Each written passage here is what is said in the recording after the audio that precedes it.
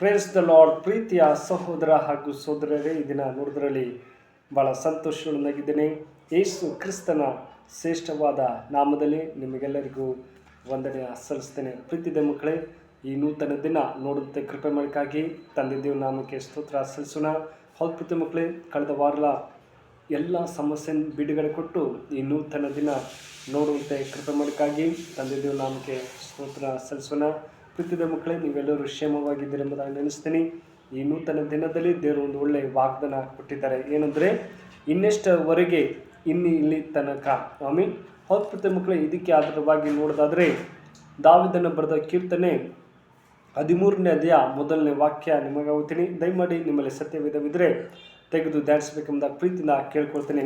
ಅಲ್ಲಿ ಹೀಗೆ ಬರೀತಾರೆ ನೋಡಿ, ಏನಂದರೆ ಇಲ್ಲಿ ತನಕ, ಇನ್ನೆಷ್ಟವರೆಗೆ, ಎಲ್ಲಿ ತನಕ ಎಂಬುದಾಗಿ ನೋಡಿ. ಇದು ನಾವು ಗಮನಿಸುವುದಾದರೆ ಪ್ರೀತಿಯ ಮಕ್ಕಳಿಗೆ ದಾವೀದನು ತನ್ನ ಜೀವಿತದಲ್ಲಿ ಹೇಳ್ತಿದ್ರೆ ನಾವು ಯೋಚಿಸಬೇಕಾದ್ರೆ ಬೇಸರಗೊಳ್ಳದೆ ಪ್ರಾರ್ಥಿಸುವುದರ ಅನುಭವ ಇದೆ ಎಂಬುದಾಗಿ. ಹೌದು ಪ್ರೀತಿಯ ಮಕ್ಕಳೇ, ನಮ್ಮ ಜೀವಿತದಲ್ಲಿ ನಾವು ಪ್ರಾರ್ಥನೆಯಲ್ಲಿ ನಾವು ಕಾಲ ಕಳೀತಾ ಇದ್ದೀವ ಈ ದಿನಗಳಲ್ಲಿ ಎಂಬುದು ಭಾಳ ಮುಖ್ಯವಾಗಿದೆ.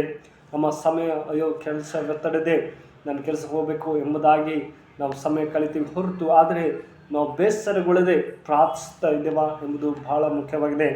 ಇಲ್ಲಿ ಮೊದಲನೇ ವಚನ ಹಿಡಿದು 2ನೇ ವಚನ ನೋಡೋದಾದರೆ, ಇಲ್ಲಿ ಇನ್ನೆಷ್ಟವರೆಗೆ, ಇನ್ನೆಲ್ಲಿ, ಇಲ್ಲಿಯ ತನಕ ಎಂಬುದಾಗಿ ಎನ್ನುವ ಪದಗಳು ಎರಡರ ಭಾರಿ ಇರುವುದು ವಿಶೇಷ. ಕೀರ್ತನೆಗಾರನ ಹತಾಶ ಪರಿಸ್ಥಿತಿ ಇಲ್ಲಿ ಕಾಣುತ್ತದೆ.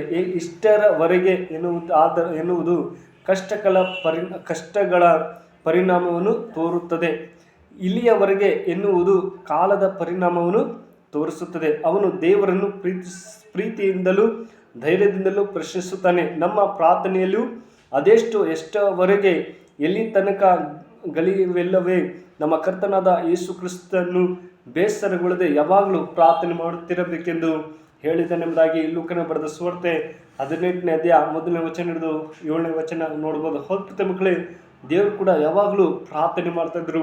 ಬೆಳಗ್ಗೆ ಎದ್ದ ತಕ್ಷಣ ಅವ್ರು ಪ್ರಾರ್ಥನೆ ಮಾಡ್ತಿದ್ದರು. ಆದರೆ ನಮ್ಮ ಜೀವಿತದಲ್ಲೂ, ನಮ್ಮ ವೈಯಕ್ತಿಕ ಜೀವಿತದಲ್ಲೂ, ದೇವರೇ ನಾನು ಕೂಡ ಪ್ರಾರ್ಥನೆಯಲ್ಲಿ ಬೆಳೀತಾ ಇದ್ದೀನಿ, ಆದರೂ ಇನ್ನು ಎಲ್ಲಿ ತನಕ ಎಂಬಂತ ನಾವು ಪ್ರಶ್ನೆ ಮಾಡ್ತಾ ಇದ್ದೀವಿ.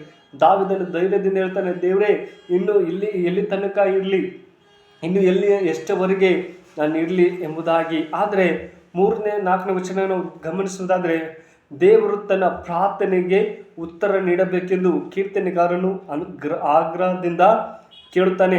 ದೇವರೊಂದಿಗೆ ಅವನಿಗಿರುವ ಸಂಬಂಧ ನಿಮಿತ್ತ ಅವನು ಹೀಗೆ ಕೇಳಲು ಧೈರ್ಯಗೊಳ್ಳುತ್ತಾನೆ. ಅಬ್ರಹಾಮನಿಗೆ ಮಕ್ಕಳಿಲ್ಲದಾಗ ಕರ್ತನಾದ ಯೆಹೋವನೇ, ನನಗೆ ಏನು ಕೊಟ್ಟಿರುವೆನು?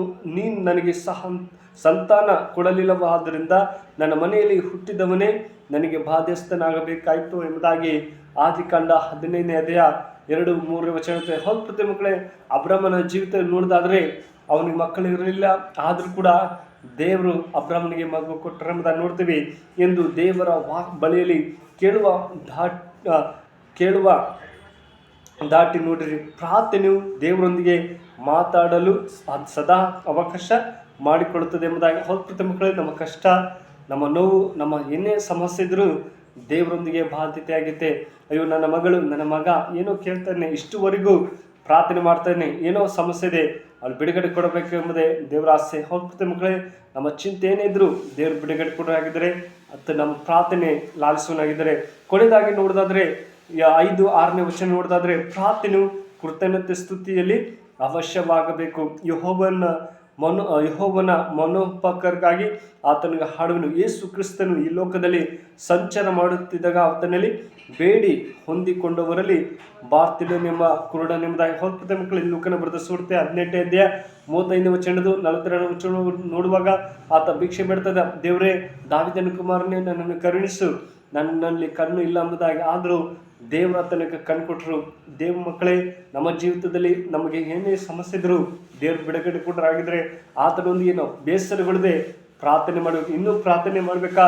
ನನ್ನ ಸಾಲ ಇದೆ, ನನಗೆ ಕೆಲಸದ ಒತ್ತಡ ಇದೆ, ನನಗೆ ಇನ್ನೂ ನಾನು ಎಲ್ಲಿ ಹೋಗಬೇಕು ಎಂಬಂಥ ಒಂದು ಗಲಿಬಿಲಿ ಇರ್ಬೋದು, ಕುಟುಂಬದ ಸಮಸ್ಯೆ ಇರ್ಬೋದು, ಎಂಥ ವೇದನೆ ಇದ್ದರೂ ಪ್ರಾರ್ಥನೆಯಲ್ಲಿ ಜಯದೆ ದೇವರು ನಮ್ಮ ಪ್ರಾರ್ಥನೆ ಕೇಳಿ ಎಲ್ಲ ಪರಿಸ್ಥಿತಿ ಸರಿಪಡಿಸೋರಾಗಿದ್ದಾರೆ. ಪ್ರತಿಯೊಂದು ಮಕ್ಕಳು ಈ ವಾಕ್ಯ ನಿಮ್ಮ ಜೀವಿತದಲ್ಲಿ ಆಶೀರ್ವದಿಸಿ ಕಾಪಾಡಿ. ಈ ವಿಡಿಯೋ ಇಷ್ಟವಾದರೆ ದಯಮಾಡಿ ಲೈಕ್ ಕೊಡಿ ಮತ್ತು ಸಬ್ಸ್ಕ್ರೈಬ್ ಮಾಡಿ ಇತರಿಗೆ ಶೇರ್ ಮಾಡಬೇಕೆಂಬುದಾಗಿ ಪ್ರೀತಿಯಿಂದ ಕೇಳಿಕೊಳ್ತೇನೆ. ಪ್ರಾರ್ಥನೆ ಮಾಡೋಣ.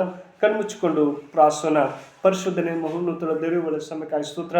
ಹೌದು ಸಪ್ಪ, ಬೇಸರಗೊಳ್ಳದೆ ಪ್ರಾರ್ಥನೆ ಮಾಡುತ್ತೆ ಸಾಮಿಡು ಅಪ್ಪ ದೇವರೇ. ಅದೇ ಥರ ದಾವಿದನು ಹೇಳ್ತಾನೆ, ಇಷ್ಟವರೆಗೂ ನಾನು ಇಲ್ಲಿ ತನಕ ಇರಬೇಕಾ ಎಂಬುದಾಗಿ.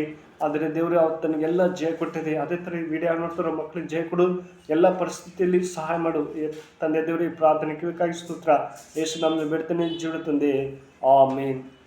May God bless you.